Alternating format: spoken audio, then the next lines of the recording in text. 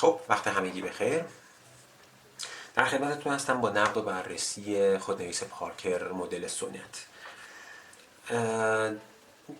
شرکت پارکر معرف حضور همه دوستان هست حتما. شرکت پارکر یکی از قدیمی ترین شرکت های تولید کننده ادوات نوشتاری در دنیاست، با بیش از 120 سال سابقه که همین چند سال پیش در واقع 120 سالگیش رو جشن گرفت و در واقع توسط آقای پارکر ساخته شد و به تدریج توسعه داد کارش رو و برندش رو. محصولات متنوع و زیادی هم داره.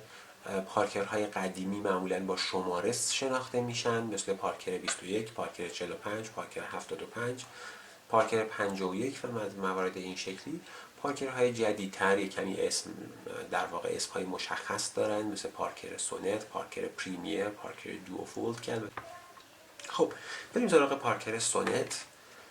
شرکت پارکر همیشه در مدل‌های رو به گرون قیمت، یعنی نه خیلی خیلی گرون قیمتش و نه ارزون قیمتش، یه سری خودنویس هایی داشته که مخصوص طبقه شاید به نوعی بشه گفت بیزینسمن های موفق و مواردی از این دست بشه تعریفش کرد، اونها رو طراحی می‌کرده که یک زمانی پارکرهای 51 بوده، یک زمانی پارکر 75 مثلا بوده در این رده که اینها جزو پرفروش ترین ها بودن و به تدریج در واقع هر کدوم اینها که بازنشست می‌شدن یک مدل دیگه ای رو جایگزین این مدل می‌کرده.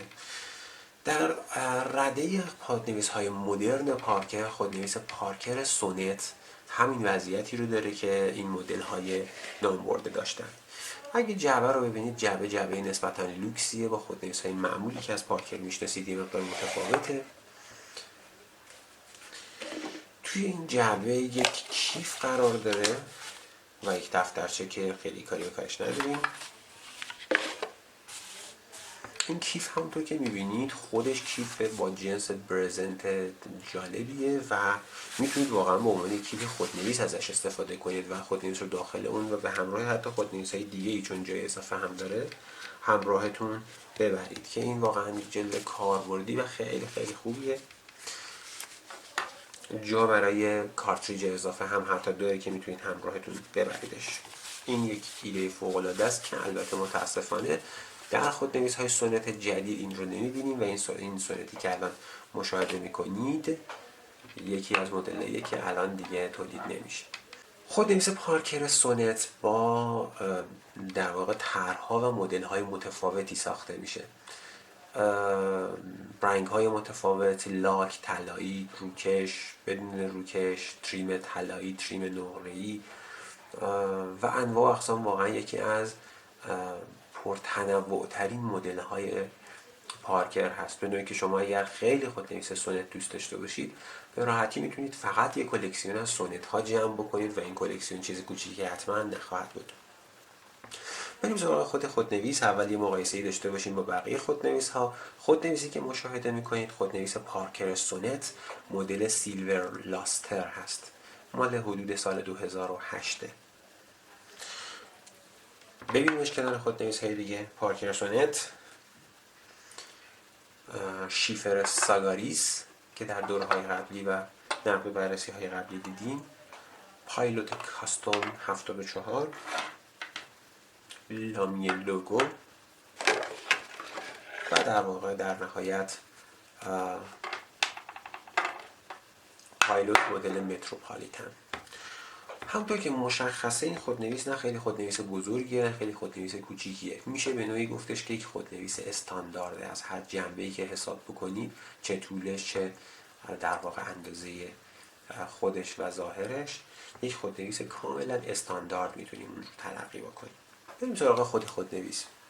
خودنویس همونطور که میبینید و سعی میکنم که ببینید، بدنه کاملا یک دست نقره‌ای داره و روی اون در واقع طرح‌هایی وجود داره که یه پترن خاص و قشنگی رو نشون میده، ولی رنگ خودنویس از سر تا پا کامل نقره‌ایه. بالا یه حالت نگین شکل مشکی رنگی داره، پایین یه نگین مشکی رنگ کوچیکتری داره و یه حس در واقع زیبایی رو منتقل میکنه. بین خودنویس های سونت من تجربه داشتن چند تاشون رو در طول سالیان داشتم، این واقعا یکی از اونهاییه که خیلی خیلی ازش خوشم اومده و در واقع تنها مدلیه که نگهش داشتم. همینطور که میبینید یک سکشن خوبی داره، بخش میانی که میگه این سکشن پلاستیکیه ولی پلاستیک با کیفیتیه، دست روش سر نمیخوره به راحتی و در واقع میشه گفت گریپ خوبی داره. طول خودنویس طول نسبتا مناسبیه، مثل همیشه پست کردن خودنویس در این حال که قابل انجام هست من توصیهش نمی کنم. خیلی عمیق پست نمیشه، برای همینم وقتی پست میکنید خودنویس رو یا درش رو در انتها قرار میدید طول خودنویس خیلی زیاد میشه و وزنش متمایل به عقب. طول خودنویس برای دستهای بزرگ و نرمال میتونه طول خیلی خوبی باشه. دستهای کوچیک ممکنه کمی، خصوصا در مورد یک همچین طرح‌های که در واقع فلزی هست، بدنه فلزی داره و در واقع فینیش فلزی هم داره، ممکنه وزنش که مقداری اذیت کننده باشه. نوکش رو با هم ببینیم. نوکش همونطور که میبینید نوک طلاست. این خودنویس نوک استیل، نوک طلا، نوک طلایی رنگ، نوک طلای در واقع روز گلد و مدل های متنوعی داره. این رنگ چون با بدنه میخونه بسیار جذابش میکنه و من شدیداً دوستش دارم این مدل رو. حتی نوک های دو رنگ قشنگی هم داره که روی بعضی از مدلاش هست. هر کدوم قشنگی های خاص خودش رو داره ولی به لحاظ تجربه نوشتاری تجربه متفاوتی از همدیگه ندارن تقریبا. البته تفاوتشون فقط بین تجربه نوشتار بین نوک استیل و نوک طلاشونه که این نوک طلاست. این خودنویس همراه خودش یک کارتریج جوهر هم داره و در واقع کارتریج های کانورتورهای یک کانورتور داره و یک کارتریج کانورتوری که همراهش هست از مدل های کانورتورهای پریمیوم یا اعلای در واقع پارکر هستش. به هر حال خودنویس رده بالایی محسوب میشه. در مورد کلیپش صحبت بکنیم. کلیپ استاندارد پارکر، این مشخصه پارکر در واقع این کلیپ فلش دارشه. این کلیپ ها در طول زمان این حالت پیکان مانندی که داره در طول زمان تغییر کرده. مدل های قدیمی تر پارکر این پیکان ها حالتشون یکمی متفاوت بوده و خیلی دیگه حس پیکان داشته، قشنگ اینجا حس پر و این خطای خیلی نزدیک به هم رو داشته. به تدریج به این سمت رفت، 5 تا خط با یه ذره در واقع زاویه تندتری به هم نزدیک میشن. توی مدل های جدیدتر تبدیل به 3 تا شیار عمیق شده. حالا اینکه چرا این تغییر انجام شده به هر حال جنس برند متفاوت شده ولی در مجموع فکر میکنم مدل های قبلی قشنگ‌تر بوده، حداقل من بیشتر دوست داشتم. بریم سراغ تست نوشتار. درشو زیاد باز نگه داشتیم ولی مشکل خاصی نداره. پارکر سونت مدل سیلور لاستر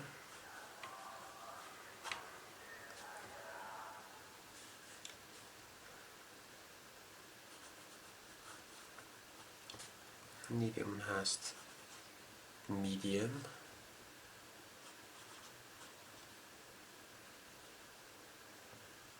طلای 18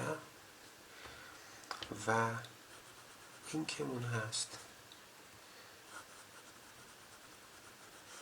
لامی در واقع فیروزه‌ای یا تورکویز. خب ببینید من دیگه حالا از نوشتن در واقع چیزی کمی صرف نظر میکنم. میخوام ببینید که چقدر در واقع خیس یا خشک نویس هست. خیلی نمیشه گفت خیس نویسه، حتی یک کمی شاید به سمت خشک نوشتن تمایل داشته باشه. نوشتار این خودنویس روونه و روون می نویسه ولی نکته‌ای که در موردش وجود داره اینه که این خودنویس ها خصوصا و خودنویس های طلا یه مقداری باید باهاشون بنویسید تا در واقع روونتر بشن و با دستخط شما جا بیفته خطشون. نمیتونم بگم این یکی از روونترین خودنویس هایی که وجود داره، چون واقعا این شکلی نیست، اما نوشتارش کاراکتر خودش رو داره، نمیشه گفت فیدبک داره. در مورد لاین وریشنش اگه دقت بکنید، چون نوک طلاست به هر حال میشه ازش لاین وریشن تا حدی گرفت، ولی چون برای این کار ساخته نشده شاید خیلی توصیهش نکنم بهتون. در مورد ریورس رایتینگ مینویسه، خیلی خیلی نازک میشه اما زیاد هم خشدار اسکرچی نیست و در واقع قابل نوشتن کاملا و این خب نشان از کیفیت خوبه، در واقع گرایندی داره که این نوکه براش انجام شده. اما یه تست جدیدی که دوستان درخواست کرده بودن تست نوشتن با خط فارسی بود. منو ببخشید هر چقدر که خطم خوب نیست.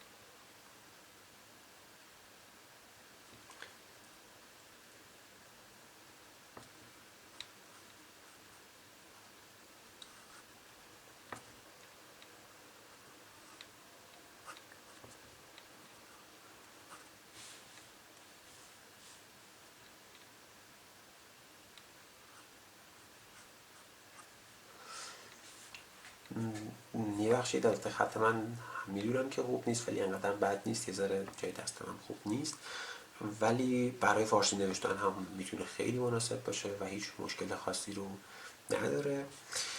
ببینید این خودنویس در بازار بین المللی حالا بسته به مدل های مختلفش بین 120 دلار تا بعضا 200 خورده دلار حتی بسته به در واقع اون طرحش، نوکش و غیر قیمتشه. خودنویس سونت با نوک طلا توی ایران یه چیزی بین 5 میلیون خورده تا 7 میلیون خورده قیمتش هست. به لحاظ